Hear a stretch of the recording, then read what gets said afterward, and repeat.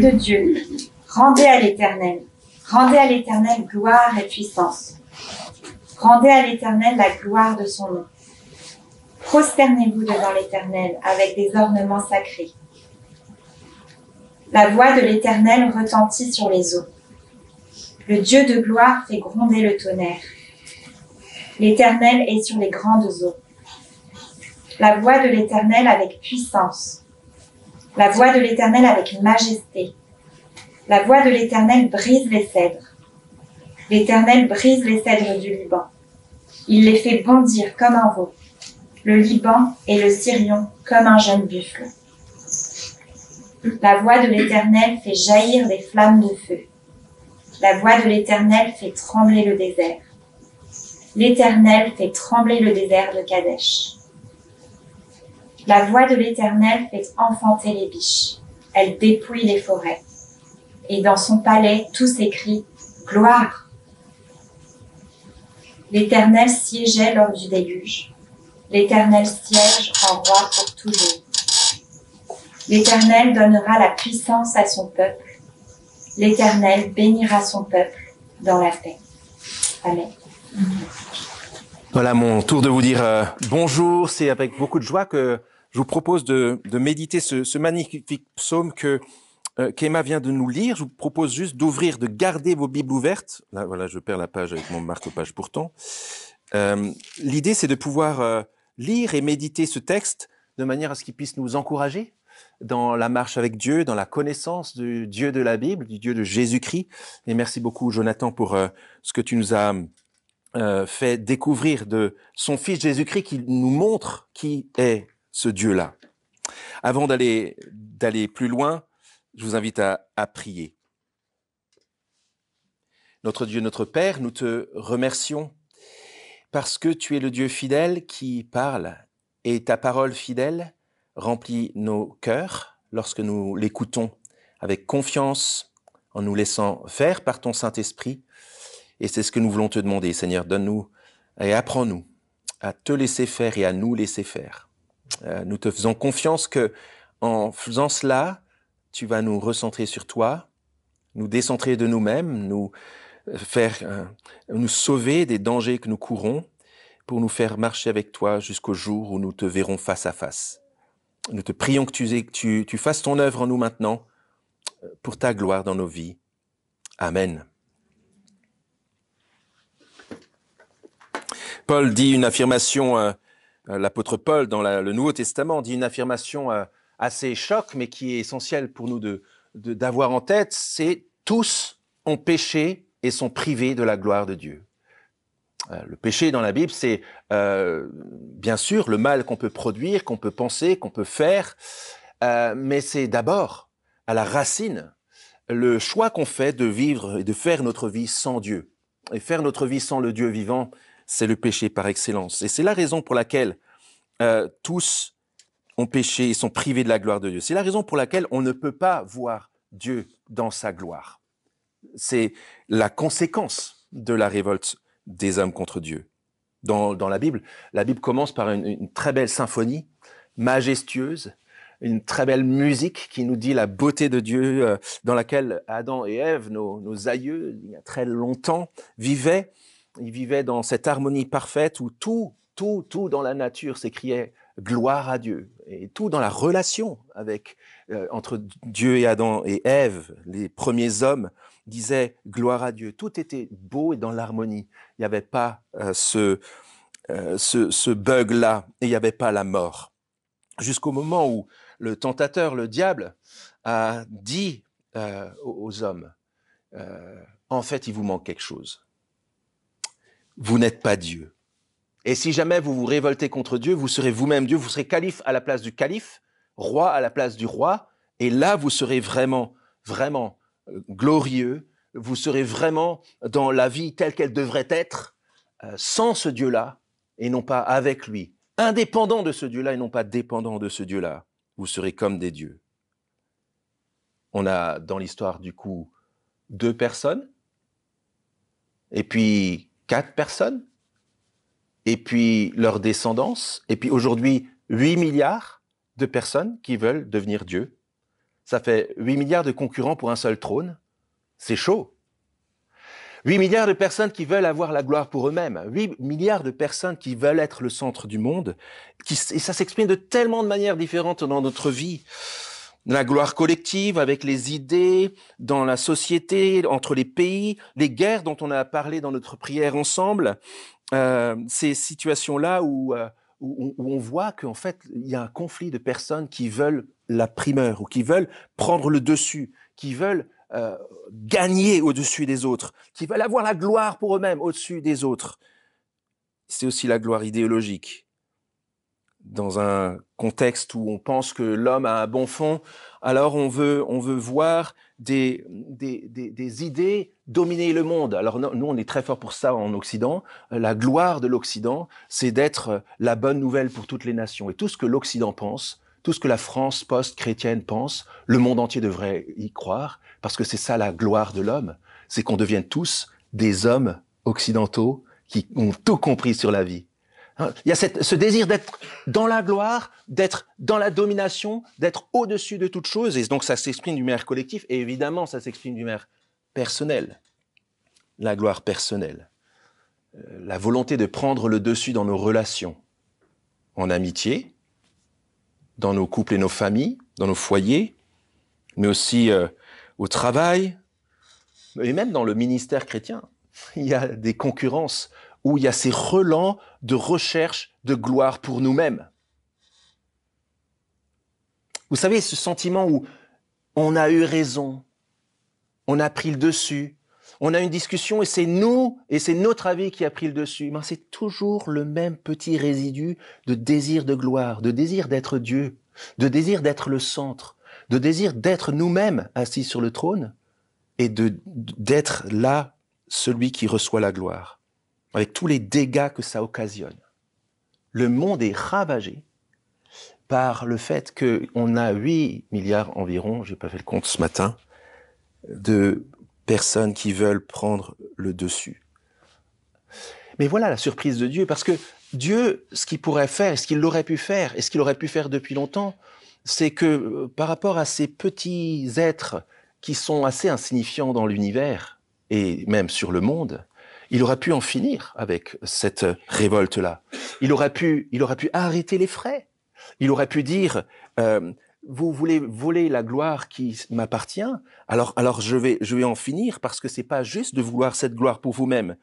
Et au lieu d'abandonner même l'homme à son orgueil, au lieu de laisser l'homme jouer des coudes pour prendre le dessus, voilà ce que Dieu promet.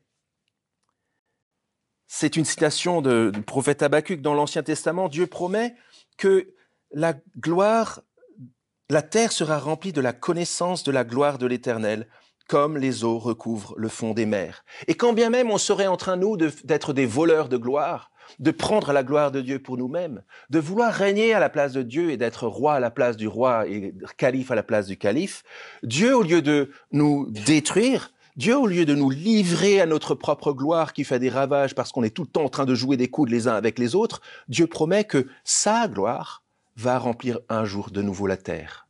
Et quand bien même on aurait essayé de la cacher, il va la montrer. Et il va la montrer dans toute sa splendeur. Et ça, c'est quelque chose qu'on a du mal à intégrer, même en tant que chrétien. Et je pense que notre difficulté à avoir une relation quotidienne avec Dieu, notre difficulté à avoir Dieu au centre de nos vies, notre difficulté à le prier, ensemble ou individuellement, notre difficulté à vouloir dépendre de lui, toutes ces fois où tout va bien, donc on l'oublie, toutes ces fois où ça va plus mal, donc on l'appelle un petit peu comme un joker et beaucoup moins comme un Dieu, toutes ces choses-là montrent que nous avons besoin d'une révélation constante de la gloire de Dieu, qui nous recentre sur sa grandeur, sur sa lumière, sur sa beauté, sur qui il est vraiment, de manière à ce qu'on arrête d'être centré sur notre nombril, qu'on arrête de jouer des coudes vis-à-vis de ceux avec qui on serait en concurrence, de manière à ce qu'il mette tout le monde d'accord. Et ce psaume, ce matin, met tout le monde d'accord. Ce psaume vient à notre secours. Ce psaume nous aide à comprendre la portée de cette promesse que un jour la terre serait remplie de la connaissance de la gloire de l'Éternel. Connaître la gloire de Dieu, c'est la solution à tous nos problèmes. Et l'honorer pour qui il est, parce qu'il le mérite et qu'il est le seul Dieu vivant. C'est la vie pour nous. Et voilà comment le psalmiste, ce serait ça un petit peu l'invitation centrale, connaître la gloire de l'Éternel, nous dit David. Et voilà comment il le décline dans son psaume. Vous les puissances glorieuses, écoutez la voix redoutable du Dieu de gloire et contemplez le privilège unique de son peuple. C'est pas d'abord les hommes qui devraient être là en train de témoigner, de voir la gloire de Dieu. C'est d'abord les puissances qui devraient voir cela, de manière à ce que dans cette perspective, voir le privilège du Dieu de gloire qui donne son amour, sa protection, sa paix à un petit peuple comme le peuple de Dieu, le peuple d'Israël qui aujourd'hui est le peuple de l'Église. Vous avez vu que le début, ça commence par c'est un appel solennel, si vous voulez, le début, les 2 premiers versets, s'adresse aux puissances glorieuses. Comment faire? Et David peut-être s'est posé la question dans ce psaume. Comment faire pour faire ressentir à son lecteur, à ses lecteurs, la grandeur absolue du Dieu dont il est en train de parler? À partir de quelle échelle il devrait réfléchir et communiquer de manière à ce que ses lecteurs et ceux qui l'écoutent, c'était probablement un chant, voient la grandeur et la gloire du Seigneur. Alors ce qu'il fait, David, c'est pas de prendre quelque chose à son niveau, de prendre quelque chose en dessous de lui, c'est de prendre des êtres bien au-dessus, tout en haut, dans la gloire de Dieu. Les fils de Dieu dont il est question ici, dès le verset 1, c'est des êtres spirituels qui siègent et qui sont présents constamment dans la gloire de Dieu, qui voient constamment la gloire de Dieu, qui sont là constamment en train de louer et d'adorer Dieu. Et David, pour nous faire sentir à quel point Dieu est grand, il s'adresse à ces êtres-là, qui sont déjà hyper glorieux, pour leur dire, fils de Dieu, verset 1, rendez à l'Éternel gloire et puissance, rendez à l'Éternel la gloire de son nom. Prosternez-vous devant l'Éternel avec des ornements sacrés. En lisant ces deux versets, je ne pouvais pas ne pas penser à l'Apocalypse, au chapitre 4, lorsque tous les êtres vivants qui sont les plus glorieux de toute l'histoire et de tout l'univers se retrouvent autour du trône de Dieu. Ils prennent leur couronne qui manifeste leur pouvoir et ils les jettent aux pieds du trône de Dieu. Et ils se prosternent et ils adorent. David les appelle à rendre gloire à Dieu et à Dieu seul, à ne pas être des voleurs de gloire pour eux-mêmes, mais à rendre gloire à Dieu. Rendez à l'Éternel la gloire de son nom. Si les êtres les plus glorieux de l'histoire, de l'univers, de tout ce qui existe, sont invités à rendre gloire à l'Éternel, qu'est-ce qu'on devrait, nous, être invités à faire? Qu'est-ce qu'on trouverait logique de faire? Est-ce que ce ne serait pas nous de dire « Je veux faire la même chose ». Mais j'ai pensé là, regardez, dans ces 2 versets, où sont les hommes? Où est David? Où est son peuple? Dans ces 2 versets. La réponse est nulle part. Ils ne sont pas là.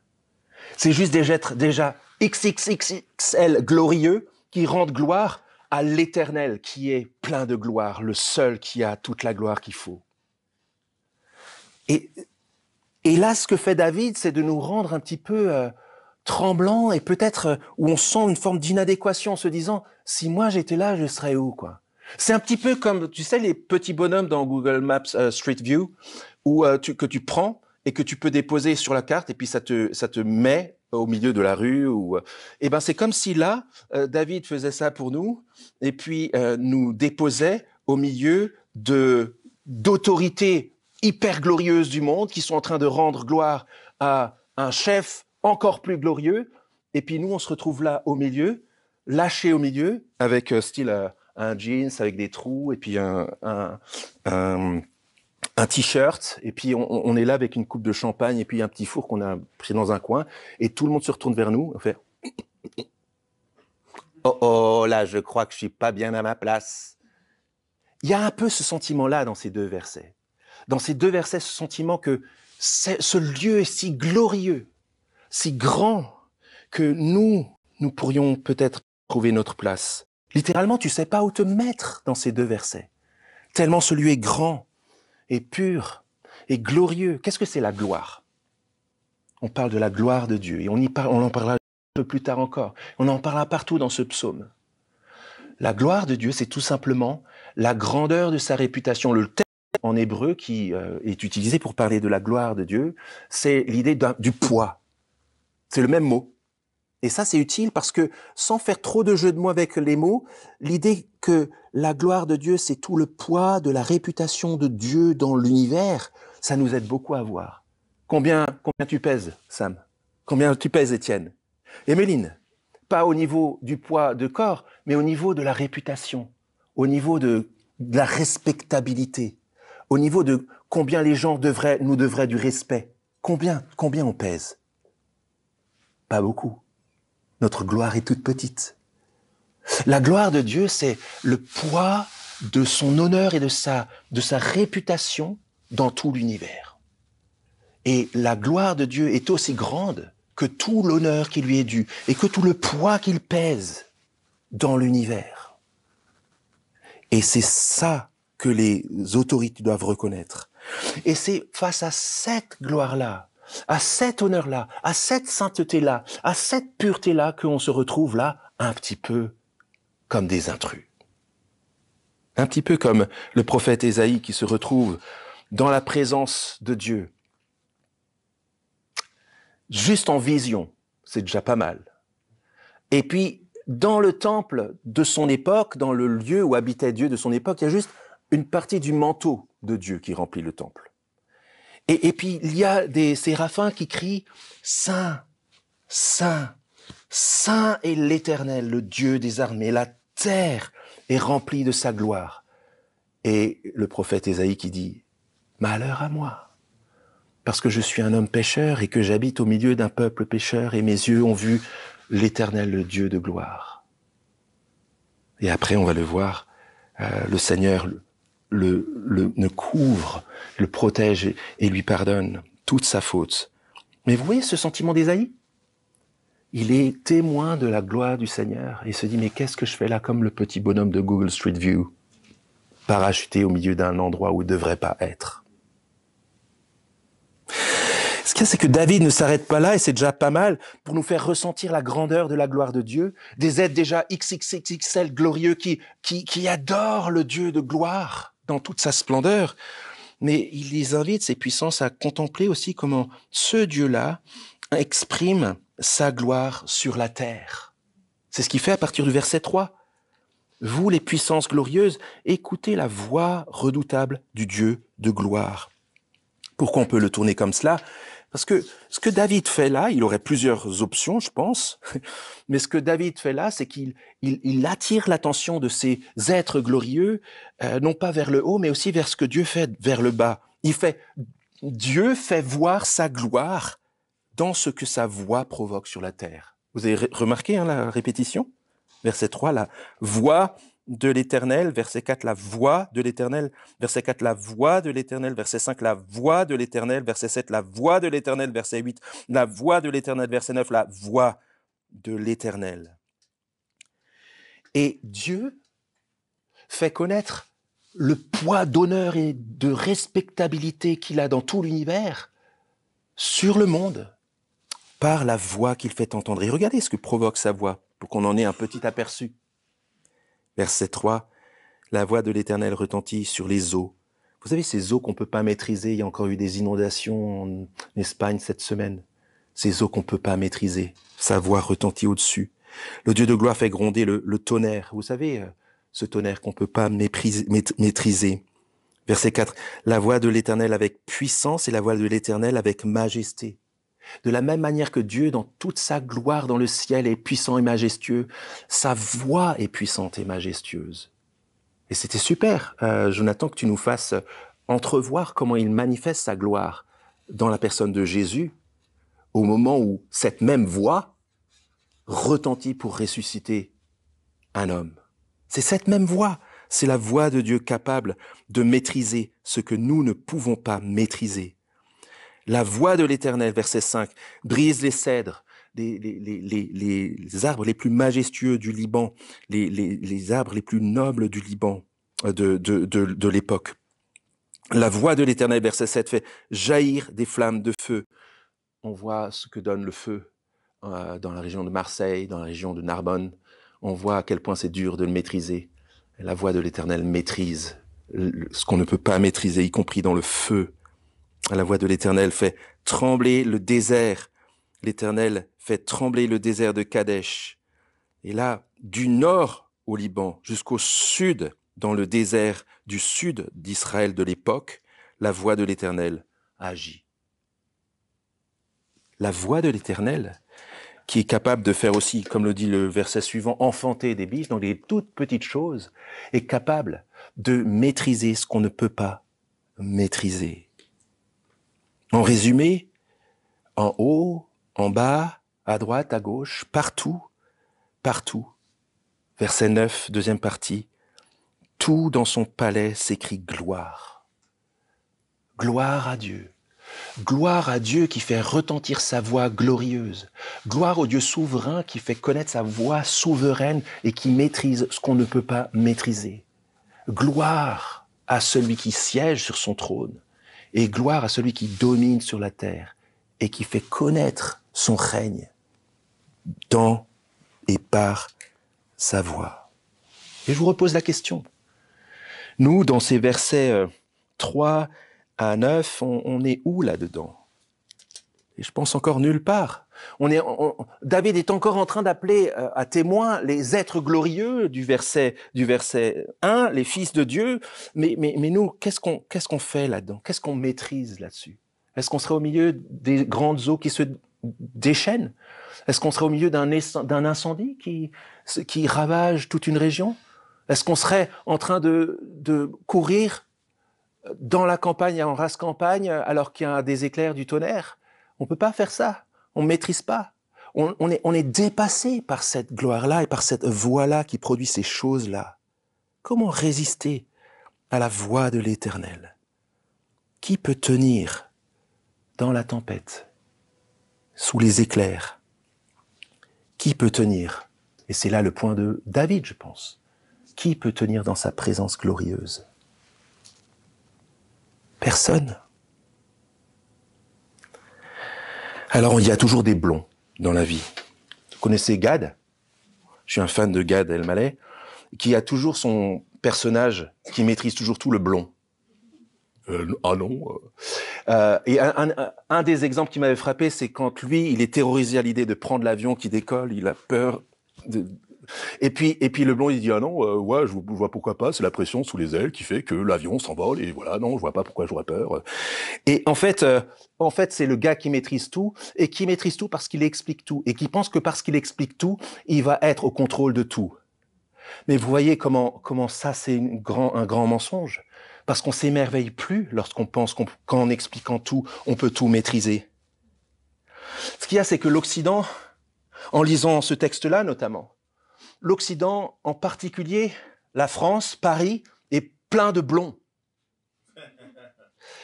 Tu penses qu'en expliquant scientifiquement un phénomène, tu maîtrises aussi le message sous-jacent? Le tonnerre, ah non, pardon, je vois pas un message sous-jacent, non, j'entends pas, donc du coup, tu vois, c'est l'électricité entre les différents courants d'air, et puis voilà, ça fait un éclair, boum boum, et terminé, quoi. Je vois pas le message derrière. Mais le fait de pouvoir expliquer scientifiquement des choses, est-ce que ça nous donne la maîtrise du message et la maîtrise de ces éléments-là? On peut très bien vouloir reproduire cela. Mais au cœur du problème, c'est l'endurcissement de l'homme. C'est pratique de pouvoir juste éviter de mesurer la gloire de Dieu, comme David nous invite à le faire dans les versets 3 à 10, de pouvoir expliquer tous les phénomènes qu'il énumère ici, comme ça, on n'a pas besoin de se poser la question de la foi, on n'a pas besoin de se poser la question de l'existence de Dieu, et on a encore moins besoin de se poser la question de Dieu dans notre vie. J'explique tout, je maîtrise, pouf, pouf, pouf. C'est vrai que sur cette question-là, quand on lit ce que David exprime ici, on peut laisser ressurgir une vieille excuse ou alors une vieille rengaine qu'on utilise pour peut-être éviter de croire, peut-être que vous l'avez utilisé vous-même dans votre vie, peut-être que vous l'avez déjà entendu, qui consiste à dire que si Dieu lui-même se montrait comme ça, vraiment, si vraiment j'entendais sa voix dans toute sa puissance, alors oui, je prendrais Dieu au sérieux. J'arrêterais de faire ma vie sans lui. Je l'écouterais vraiment et je ferais vraiment ma vie avec lui. Si Dieu seulement faisait cela et qu'il faisait vraiment entendre sa voix distinctement. Et j'aimerais juste suggérer que c'est faux de dire ça. Parce que précisément, il y a eu un peuple qui s'appelait le peuple d'Israël dans l'ancien temps, avant le Christ, et des dizaines et des centaines d'années avant le Christ, qui a entendu Dieu parler. Vous pouvez le lire dans la Bible, dans le chapitre 20 de l'Exode, par exemple, où Dieu fait entendre sa voix distinctement au milieu du feu, des éclairs, du tonnerre, des trompettes retentissantes. Ils ont entendu la voix du Dieu vivant de vive voix. Ils ont vu l'œuvre de Dieu qui ouvrait une mer pour les laisser passer. Ils ont vu 10 plaies accomplies par Dieu en Égypte pour les libérer d'Égypte. Ils ont vu et entendu ce Dieu de gloire qui fait retentir sa voix et dont David témoigne ici. Est-ce qu'ils ont beaucoup mieux cru dans ce Dieu-là? Et si vous lisez l'Ancien Testament, c'est l'histoire d'un peuple qui, en étant témoin de la voix de l'Éternel et de la gloire irremplaçable de Dieu, et qui rejette Dieu, et qui choisit d'autres dieux, et qui cherche à bidouiller avec Dieu, à marchander avec lui, à se détourner de lui, à être ingrat. En quoi tu nous as aimés, et etc., etc. L'ensemble de l'Ancien Testament, c'est le témoignage d'un peuple qui, tout en ayant entendu la voix de Dieu et vu la gloire de Dieu dans toute sa splendeur, rejette pourtant le Dieu de gloire. Et ça, c'est douloureux pour nous. Malgré cela, la révolte. J'aimerais suggérer que ce que David a en tête, et c'est le verset 10 qui nous le dit, c'est que Dieu exprime sa gloire dans la voix qu'il fait retentir dans le monde, avec en particulier une mention du jugement. Regardez le verset 10, qui est comme l'aboutissement de ces 9 versets. Dans son palais, tout s'écrit gloire.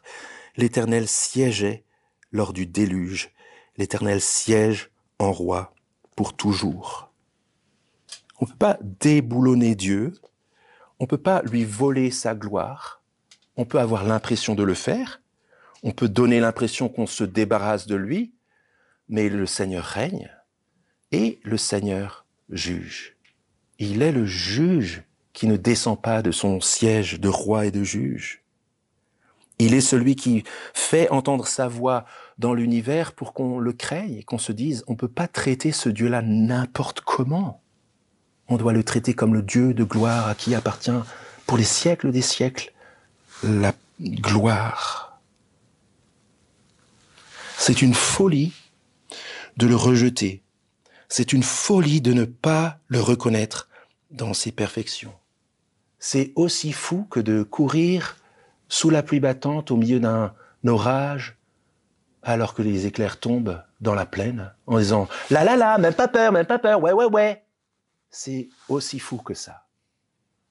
Que en face du Dieu de la Bible, en face du Dieu souverain, en face du Dieu de Jésus-Christ, de se dire « ouais, en fait, non.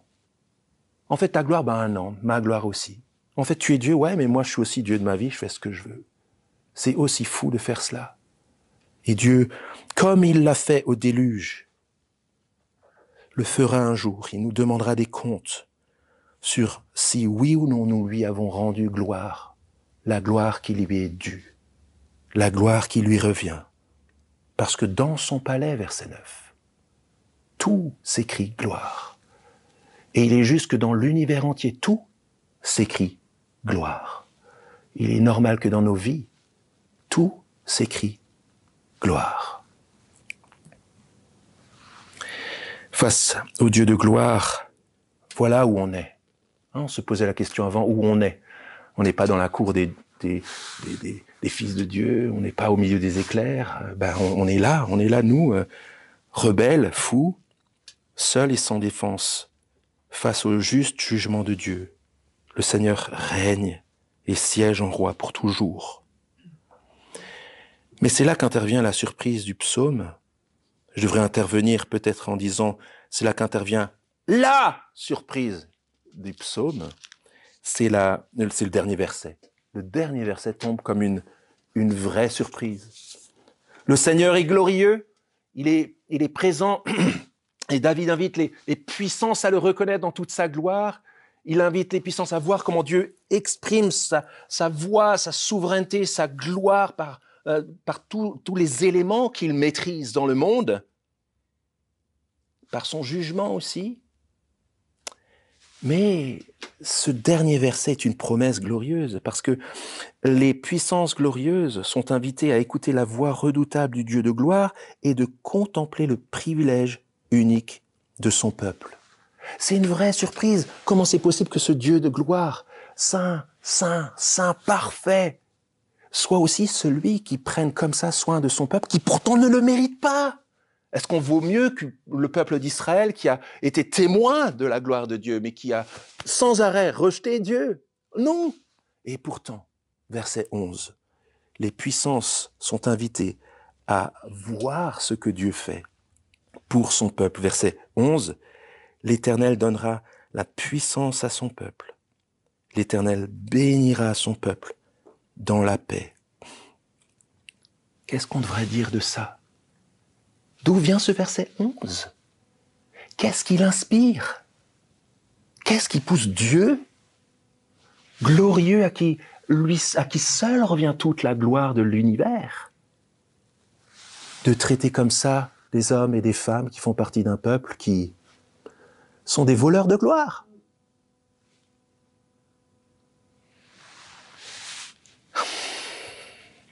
C'est comme si tu surprends, je sais pas moi, des gens qui sont chers pour toi, peut-être tes parents, etc., dire des choses merveilleuses sur toi. Combien ils t'aiment, combien ils veulent le bien pour toi, combien, etc. Vous pouvez imaginer des gens qui sont chers à vos yeux ou aux parents qui vous les surprenez en train de dire ça. Et c'est un petit peu ce verset 11. Vous surprenez David en train de dire un truc incroyable sur vous. Et c'est pareil là. Cette surprise-là, face au Dieu de gloire, à qui seul revient la gloire, l'homme est là, son peuple est là. Et la question, c'est comment c'est possible? Comment c'est possible que nous puissions tenir dans un endroit, vous vous rappelez Google Street View, là, les petits bonhommes jaunes? Comment c'est possible qu'on puisse quand même être dans la présence de Dieu? La réponse, on l'a notamment. Au même moment où Dieu a fait entendre sa voix, dont je vous parlais avant, au milieu du tonnerre, des éclairs, au milieu de la fumée, à ce moment-là où le peuple était en train de contempler, d'écouter la voix glorieuse de Dieu, et qu'il a dit à Moïse, dis à Dieu de se taire parce qu'on a peur de périr tellement cette voix est énorme. Et quelques jours après, ils ont choisi un autre Dieu, comme on fait souvent, pour adorer cet autre Dieu et pour se détourner de Dieu. C'est l'histoire du veau d'or, en fait. Et à ce moment-là, alors que Dieu aurait très bien pu en finir avec ce peuple qui, une fois de plus, a pris la gloire qui lui revenait pour l'offrir à cette idole, et peut-être pour se l'offrir à eux-mêmes, au moment où Dieu aurait pu les juger, Dieu décide de leur pardonner. Et Moïse, qui est en train de prier pour ce peuple-là, entend Dieu dire « je vais pardonner » et demande à Dieu « fais-moi voir ta gloire ». C'est-à-dire ton honneur, ton honneur éternel dans toute la terre, le poids que tu pèses dans toute ta respectabilité, Dieu, fais-moi voir cette gloire-là, que je puisse la contempler. Oui, je veux savoir d'où ça vient. Et je vais vous le lire, écoutez ce que Dieu dit. Dieu cache Moïse dans un coin d'un rocher parce qu'il est trop impur pour voir Dieu, mais voilà, écoutez ce que sa voix dit. L'Éternel passa devant Moïse en proclamant « L'Éternel, l'Éternel, Dieu compatissant et qui fait grâce, lent à la colère et riche en bienveillance et en fidélité. » Voilà le cœur même de l'expression de la gloire de Dieu. Bien sûr, Dieu fait connaître sa gloire dans son jugement. Il fait connaître sa gloire et sa respectabilité dans le tonnerre et les éclairs.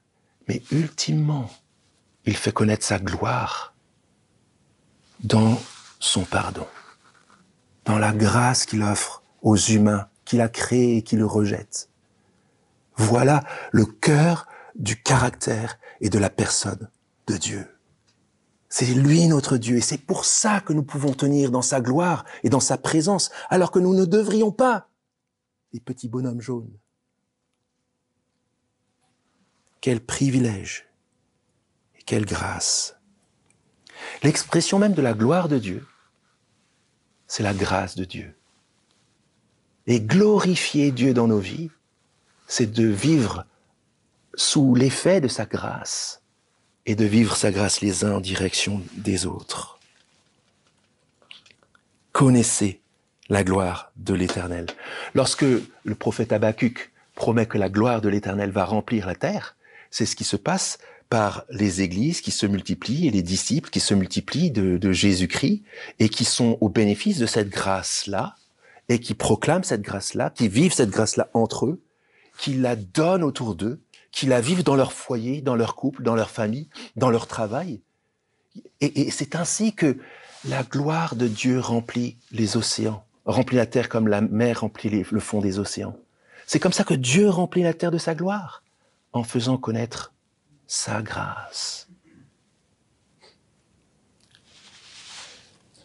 Ceux qui doivent faire l'expérience de la gloire de Dieu dans toute sa force, c'est d'abord son peuple. C'est pour ça que, là vous avez noté, c'est très spécifique au peuple d'Israël, c'est même la région du peuple d'Israël, là, de l'ancien peuple d'Israël de l'époque de David, 10 siècles avant Jésus. Mais parce que c'est son peuple qui doit d'abord expérimenter cette gloire-là. Et c'est ce qui se passe pour nous ce matin en écoutant ce psaume 29. Si nous voulons grandir dans notre connaissance et notre amour de Dieu, si nous voulons grandir dans la dépendance avec lui, si nous voulons grandir dans la grâce que nous voulons vivre les uns envers les autres, si nous voulons grandir dans notre compréhension de ce qui se passe dans le monde, si nous voulons grandir dans notre capacité à rendre gloire à Dieu, il s'agit de vivre de la grâce qu'il nous offre et de la donner autour de nous. Vous voyez comment ce texte, il vient informer, il vient réformer peut-être, il vient transformer, il vient conformer notre conception de Dieu et de sa grandeur. On a de quoi être fier de notre Dieu. On a de quoi être fier de Jésus-Christ. Au moment où Jésus-Christ est mort sur la croix, où Dieu a donné son Fils pour qu'on soit pardonné, Dieu manifeste toute sa gloire. Tu veux connaître le Dieu de la Bible? Tu devrais regarder son Fils qui meurt pour toi. C'est sa voix puissante que nous faisons entendre lorsque nous partageons l'Évangile. C'est la voix de Dieu dans le monde pour annoncer son jugement, c'est sûr, mais aussi son salut. C'est à la paix et au pardon avec ce Dieu-là que nous invitons les gens autour de nous. Je vous invite à prier et peut-être après un moment de silence, pourquoi ne pas relire le verset 11 dans vos moments de prière silencieuse maintenant et je conclurai ensuite. Combien, Seigneur, nous sommes petits joueurs dans notre vie chrétienne. combien nous sommes centrés sur nous, combien nous oublions combien tu es grand et majestueux, combien nous oublions facilement la grandeur et la beauté du pardon que tu nous offres, de la grâce que tu nous fais, non seulement d'être pardonné, lavé, de recevoir ta paix, comme le dit David dans ce dernier verset, mais qui nous donne aussi la possibilité de rentrer avec les fils de Dieu dans ta présence pour toujours. Nous voulons te remercier pour ce texte. Nous te demandons que par l'Esprit Saint, nous puissions le méditer encore. Nous te demandons, Seigneur, que en pensant à ta grandeur et à ta gloire, en pensant au fait que tu contrôles tout par ta voix puissante, nous puissions conformer nos vies à ta parole. Que tu renouvelles en nous notre amour pour elle, notre désir de l'écouter jour après jour. Nous voulons te demander que grâce à ce renouveau, ce renouvellement de la compréhension de ta gloire, nous puissions grandir dans notre vie de prière. Prier ce Dieu-là comme notre Père. Mais quelle grâce! Seigneur, réforme nos cœurs. Utilise ce temps d'été pour nous permettre de grandir dans cette écoute de ta parole et dans notre vie de prière, dans notre audace pour parler de toi, là où tu nous places. Au nom de Jésus-Christ, ton Fils. Amen.